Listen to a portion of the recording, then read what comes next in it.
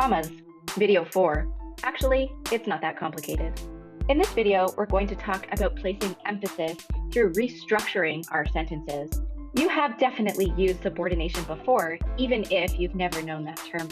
It happens anytime we start a sentence with something like although, or despite, or because, or whereas. Instead of equating two ideas in a sentence, which is what happens in coordination, which we discussed in video 3, we are decreasing the importance of one idea and increasing or elevating the importance of another. So here's an example. Let's look at the sentence. Pro-censorship groups made deeper and longer-lasting gains through the courts than advocates for freedom of expression.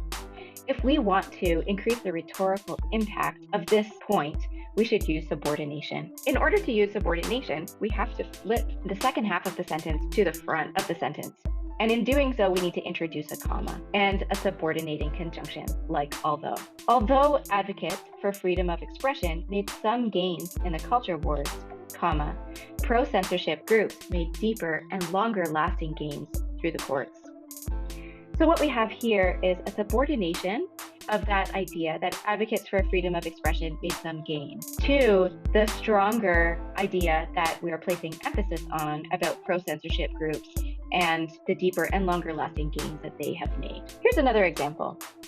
Sampling occurs with significantly less frequency today than in the 1990s because of Duffy's 1991 ruling. If we flip this around and take the second half of that sentence and put it at the front of the sentence and introduce a comma at the end of it, we end up introducing subordination.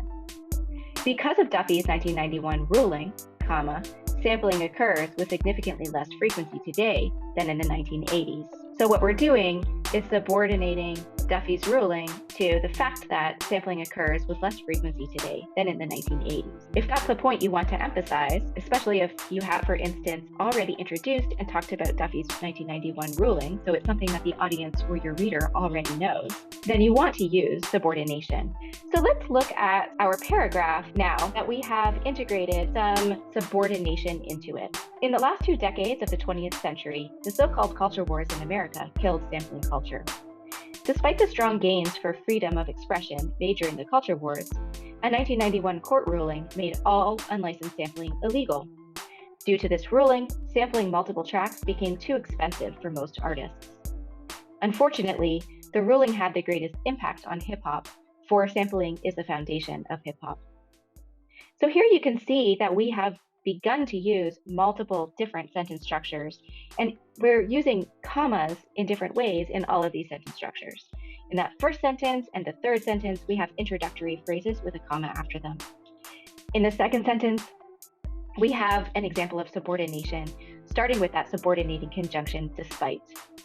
And in the third sentence, we have both an introductory phrase, unfortunately, the comma after it, which we can remove, and so therefore we need to punctuate, as well as coordination, where we've got 2 simple sentences on either side of a comma and a coordinating conjunction.